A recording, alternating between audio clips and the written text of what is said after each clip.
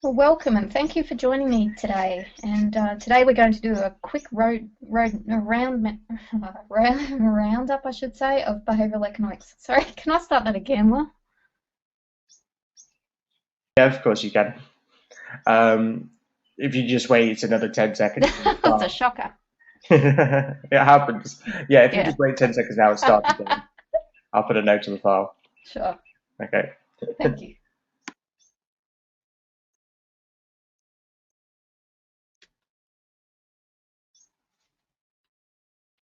Well, welcome and thank you for joining me. Today we are going to do a quick roundup of behavioural economics, what it is, and the two key applications for behavioural economics in market research.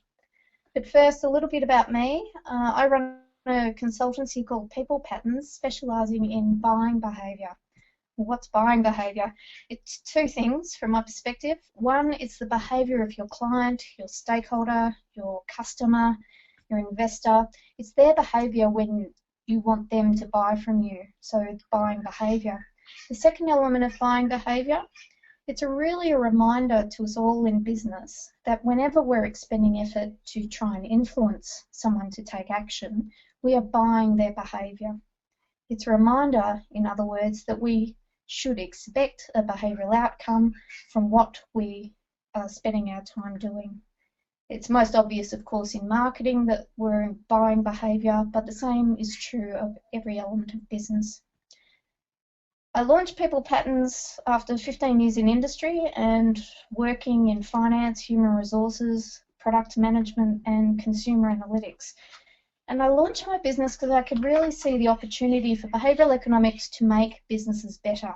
So that's what today's all about, making your market research business better through behavioural economics.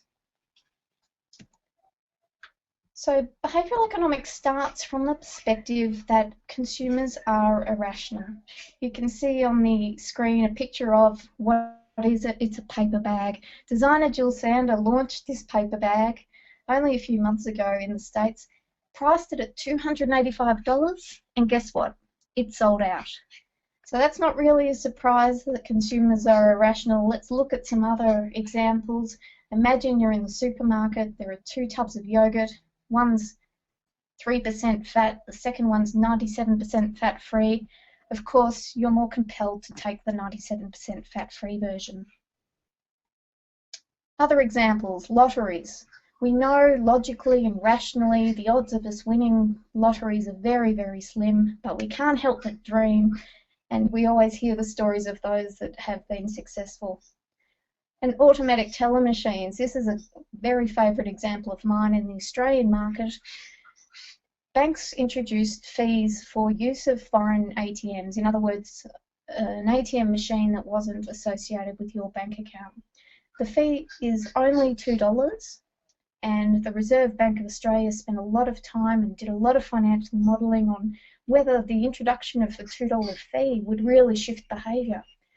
They decided no, it wouldn't. I mean, at $2 is very, very small, and if you're involved in the transaction, there's very, very little chance that you would change your mind and walk further down the road to use your own bank's ATM. Well, guess what? It did change transactions from 50% to down to 40% just by introducing an explanation of the fee on the screen. And another favourite of mine, power bands. This is a sporting team and you will have seen them around. Power bands that had no scientific basis whatsoever became one of the hottest selling items. Sports stars, politicians like Bill Clinton are all spotted wearing power bands because people make decisions based on dreams sometimes rather than reality. So consumers are irrational is a central element of behavioural economics, and the second element of behavioural economics, irrationality, this consumer irrationality is predictable. Much like the seasons, there's a cycle to why we behave the way we do, and as the tracks indicate, if businesses can hook into what those tracks can be, those patterns of irrationality, there's obviously upside for business in that. So irrationality of consumers and the predictability of that irrationality is really what behavioural economics is about. For a more formal definition though, behavioural economics, what is it? It's the study of emotional, cognitive and social influences on economic decision-making behaviour. It's what we do, it's how we're influenced, and importantly, it's what we are likely to do. I really call it the science of common sense, because a lot of the things that we'll talk about will be obvious to you because you will have seen them happen. And there are two main applications of behavioural economics in market research firms. The methodology, so how you use behavioural economics to control the impacts of that irrationality and the predictability of that irrationality within your methodology. And secondly, how do you use behavioural economics to increase client value by bridging the gap between intended and historical behaviour. So we'll spend the first section of our discussion today on methodology, how to control impacts. And to do that, I want to take you through 7 of the behavioural principles, starting with System 1 and System 2 thinking. What on earth does that mean? Imagine it's Sunday night, you've had a good weekend, you decide that you're going to set the alarm to get up and go for a run in the morning. It's 5:30 or what have you. You're feeling pretty good about it and virtuous on Sunday night. What happens Monday morning though? The alarm goes off, and before you know it, your hand has slapped the snooze button. No, you're not going to go for that run. It's much too cozy in bed. This is what System 1 and System 2 thinking is about, and it's a description or a metaphor that's been used by Daniel Kahneman, who won the Nobel Prize in economics for his work in behavioural economics. System 1 is that type of thinking that forces us to hit the snooze button. It's the impulsive side of our thinking. System 2 is the slow, deliberative thinking. That's the planning that went into setting the alarm in the first place. So System 1 and System 2 thinking, what is it? Two systems that drive our thinking. System 1 is the autopilot, our habitual thinking, our reaction to threats. So Daniel Kahneman calls this fast thinking. It's what we do quickly. System 2 is the style of thinking that works in short bursts. It's much more deliberative, and he describes it as slow thinking. So if I asked you what is 3 multiplied by 2, you'd very quickly be able to answer the question, and that would be your System 1 thinking. If, however, I asked you what's 17 multiplied by 24, that's where your System 2 would have to crunch into gear and take a little bit longer and be more deliberative in that. Now, System 1 and System 2 has implications for market research. And a study done by Wilson and Schuler, it was an interesting study. They got a group of students to rank strawberry jams in terms of quality. So they asked these students, ranking from highest to lowest, which of these jams is the best. This first group of students who were given this task ranked the quality of the jams very, very similarly to a panel of experts that Wilson and Schuler had previously spoken with. Then they ran the experiment again, and this time, instead of just asking students to rank the jams, they asked the students to give reasons for their rankings. Well, suddenly that changed the whole rankings system. What had been the top ranking jam suddenly became the bottom. Now, the reason for this was that the students were being asked to give reasons for their choices, for their justification. And they were focusing on criteria that was not really related to taste and quality. In other words, they were overthinking. So where just tasting the jam and giving a ranking on the basis of that was System 1 thinking, in the second scenario, the students were asked to engage their System 2 thinking, and the rankings changed dramatically. So in terms of the implications for market research around System 1 and System 2 thinking, your method might be engaging System 2 thinking in what in the real world is a System 1 task. you'll be getting a rationalised response which won't necessarily translate into real behaviour. Now, the applications of System 1 and System 2 thinking, if you to use this within your methodology, you would need to engage System 1 if that's the business objective. So, for instance, in the jam example, rather than asking necessarily for reasons to support the selection, you'd want to steer clear of getting people to overthink their response if that's what you need to happen in the real world.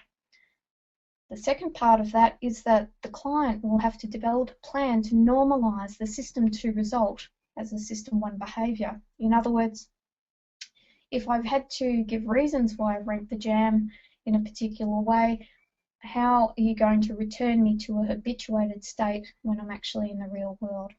So System 1 and System 2 thinking have a lot of implications for market research. The second principle that we'll talk about today is depletion effects. And then a very interesting study by researchers at Stanford and Ben Gurion University, they were looking at decision making and how decision making is impacted by how many other decisions someone has had to make in a day. And so they turned their attention to over 1,100 parole judges. They chose judges because they're meant to be the most objective and learned amongst our professionals. And what they discovered was that during the course of the day, the decisions changed and they weren't making decisions differently on the basis of the case. It was more a function of how depleted or how many choices they'd had to make during the day. So if you were turning up for your parole hearing in the morning, you had a 70% chance of being granted parole. In the afternoon, not so good, more like 10%. And this was really due to cognitive fatigue. If you like, we operate with a battery and a certain amount of battery every day, and the more decisions that we make during the course of the day, the more we get wound down, and that changes the course of the decisions we then take. So in terms of market research, cognitive strain accumulates throughout the day and throughout the week, and that can impact subsequent behaviour. The implications for that: length of the sessions that you have the participants for, how many tasks they're required, the time of day that your research takes place, and even decisions such as how to get to the research facility. Do they have to go by public transport? Do they have to find parking? What sort of food? And they're meeting new people. All of these tasks will have the impact of reducing the capacity or the battery that your participants in research will have. Daniel Kahneman, in his book Thinking Fast and Slow, also talks about self-control dropping after our batteries wind down. So if you're to give someone a complex mathematical task and then ask them, do you want for a snack an apple or a chocolate cake, people are much more likely to take the chocolate cake because their System 2 thinking, that the very planned type of thinking, is engaged in the mathematical task, leaving the impulsive System 1 thinking to assert its desires for chocolate cake. So we're very much talking about the state of mind and how fresh your research participants are.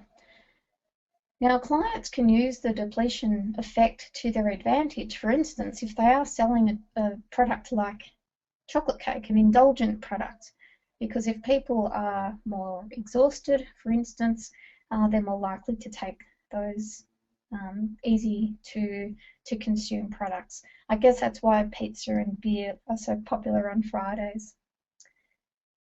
The other application is to eliminate or leverage the cognitive load within the buying process. So when the client is structuring how their buying process is going to happen in market, they need to know about depletion effects and the cognitive strain that their buyers may have been through.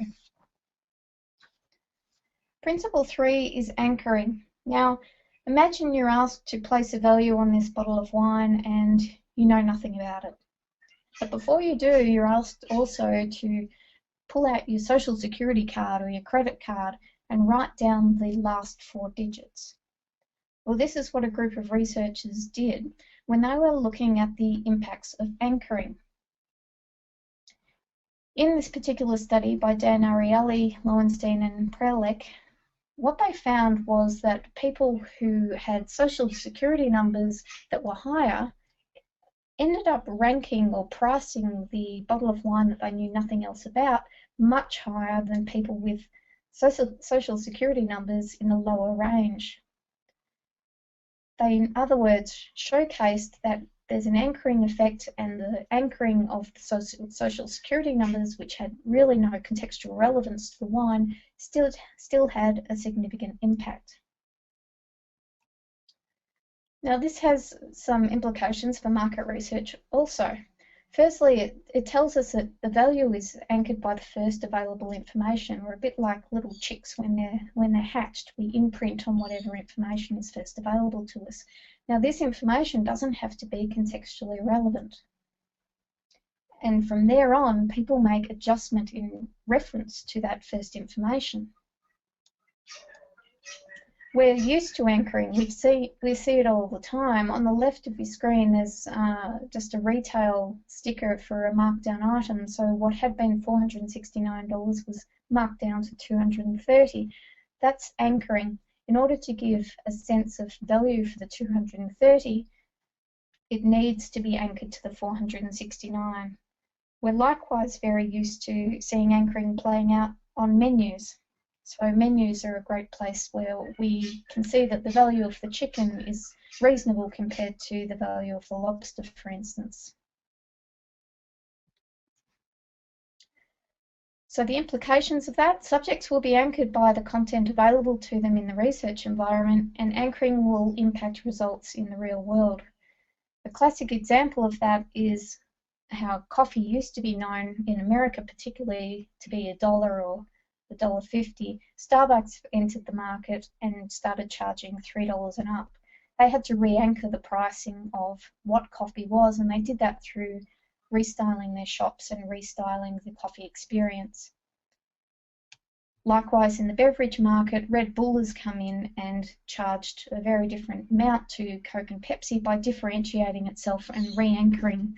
Had it entered directly competitive on a competitive basis with those two powerhouses, you'd be charging much less for a Red Bull. So anchoring, you need to be able to control for the research effects of anchoring. In other words, be cautious of what information you are introducing first, and also manage the client expectations about anchoring in the real world context. So particularly when you're testing pricing, making sure that there's an awareness of how that price will be anchored in market. Availability bias. This is a picture of a past premier of the Queensland state government in Australia, Anna Bri. She, during the course of some significant floods in Australia, was quite well regarded. Her favourability peaked. She ended up on the front of magazine covers, and her approval rating was soaring. Cut to a few months later, and that approval rating had declined, and she was subsequently voted out of office. Availability bias is very much the proposition that people rely on what's readily available in their memories, and anything that's vivid or unusual or emotionally weighted, emotional, is overweighted in people's recollection. The implications of that in market research is that it's important to delve beyond what's immediately available, beyond the top of mind stuff. However, the cognitive strain from pushing people away from that may actually reduce their confidence in their opinion. The applications, a methodology to push past availability bias is important, and the client needs to be able to use marketing to either access availability, in other words, if your brand is more available, that will improve ratings, or to break it if you're the competitor. Principle 5 is our status quo bias, and this is most obviously showcased in our finance sector, where people, despite knowing that they would be better financially if they were to remortgage, in Australia only about 5% of people do. Status quo bias is our strong preference to leave things as they are. The famous study by Thaler and Sunstein of organ donation rates looked at two countries that were, for every other mark, very similar, Austria and Germany. Austria has an organ donation rate of 99%, Germany only 12%. The significant difference between those is that everyone in Austria is opted into organ donation unless they choose to opt out, giving 99% coverage, and the reverse is true in Germany. It's an illustration of people leaving things as they are, leaving things like the status quo. The implications, you will have seen this in terms and conditions, how people tend to leave whatever's checked. Forcing an opinion in a session may not actually translate to the real world, where there's always a default option, and the default option is often to do nothing. And clients may need help to move beyond their own status quo. If you're giving them information that is contrary to their own existing belief system, it may be a challenge for them to move beyond that. So, testing for the do-nothing scenario, given that it may be the most realistic, is very important in the methodology. Overcoming the status quo requires very deliberate strategies, and one way to do that would be to ask to at least get over the status quo of the client, is to ask them to pre-commit about what they might do with the results. Otherwise, they may just leave things as they are. Principle 6 is framing. Now, you're going in for surgery. There are two opportunities, two different types of surgery. Do you want to take the one with 80% chance of survival or a 20% chance of mortality? Of course, the odds are the same. It's how things are framed, and almost twice as many people would prefer to take survival. Framing is the proposition that we draw different conclusions depending on how the data is presented, and this is very important in market research. Elder Schaffer, who was cited by Ian Macaulay, used two different Likert scales when he was looking at the average number of hours people in the US watch television. The first started with 1 to 4 hours through to over 20. The second was a more narrowly defined scale. That resulted in radically different averages of television consumption. So just the way things are framed can have a bearing on the results.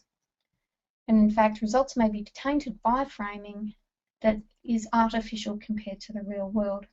Now, of course, everything about the research process is framed, but you have to make decisions about how the information is presented.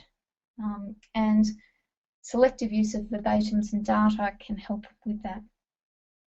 Things like choosing 6 out of 10 did versus 4 out of 10 did not, 60% did or 6 out of 10, these are all decisions that you have to make depending on how you want to frame your research. So it's important to control the effects of framing. You can use randomization or isolate consistent use, for instance, only using percentages in the same way. Using the topic of research as the frame to determine its effects is also an opportunity. Separating the data from the narrative in terms of who's doing what tasks in market research is an opportunity. And likewise, doing a pre-report out workshop with the emphasis on uninterpreted data might be another way of getting around framing effects. Our last principle that we'll go through is confirmation bias. Everything you look for and all that you perceive has a way of proving whatever you believe. And horoscopes are an illustration of that. If you think it's about you, you'll read it, and of course it will be about you. Confirmation bias is selective hearing. It's latching onto a theory and trying to find evidence to match. For instance, in this optical illusion, do you tend to see the number 13 in the center, or do you see B? It depends very much on your pre-existing perspective. So the implications, it's a researcher tendency to look for supportive evidence, and that's, we're human, we're fallible, and that's why. There's a client tendency to brief research in a particular way to confirm their plans and to seek only confirmatory results. And of course, researchers may fear that future work is at risk if you give the client information that they're not expecting. So a methodology to demarcate research from analysis could be important, and use the willingness not to support a client hypothesis as a differentiator. A reverse hypothesis is to confirm the opposite is also another way of going about it. So we've covered 7 key principles of behavioural economics in terms of the implications for methodology and controlling impacts. The second bit of the presentation I want to go through is client value, so bridging the gap between intended and actual behaviour. So businesses seek to resolve issues, and they might be things like declining market share, brand engagement, or acceptance of their product. But what they're really looking to resolve is behaviour, because it's the question, what will people do if we launch our brand, if we change our pricing? It's what will people do in response to our business opportunities. So as a result, business from my perspective is really about behavioural change, because everything we do in business is shifting people from being a browser, from using a competitor, from being occasional buyer to being a buyer, to using our services rather than a competitor, to being a frequent purchaser, for instance. Everything's about changing people from one state to another. And so businesses turn to research to resolve the uncertainty about what people will do. What's our issue? Let's engage research and find a resolution. But in my experience, most research is based on might do or have done. And there's a chasm between. We know what they've done historically, we know what they say they'll do, but really, what will they do? And that's what clients really want. I see behavioural economics as an opportunity to bridge that gap, because it's talking about predictable paths of behaviour. Central to this is the fact that we navigate the world through filters, and this is how I apply behavioural economics. We navigate the world through filters, and there are a whole lot of behavioural principles that surround us in our day-to-day lives. We've just gone through 7 of these, but behavioural economics identifies and labels all of these filters. Because there are so many to deal with, and in fact too many, some would say, the way I use behavioural economics is to galvanise these into 4 higher order themes, and I think of it very much as each buyer is almost like layers of an onion, and the 4 layers of the onion are ownership, congruence, simplification, and potency. When you have a workable system of behavioural economics, a framework that you can use, you can then apply that at each phase within the market research. From the proposal, how are you going to influence your client? Through the method, how do you change your method to account for these behavioural principles? Using it in field, using it through your analysis. How do you structure your report knowing about framing and confirmation bias?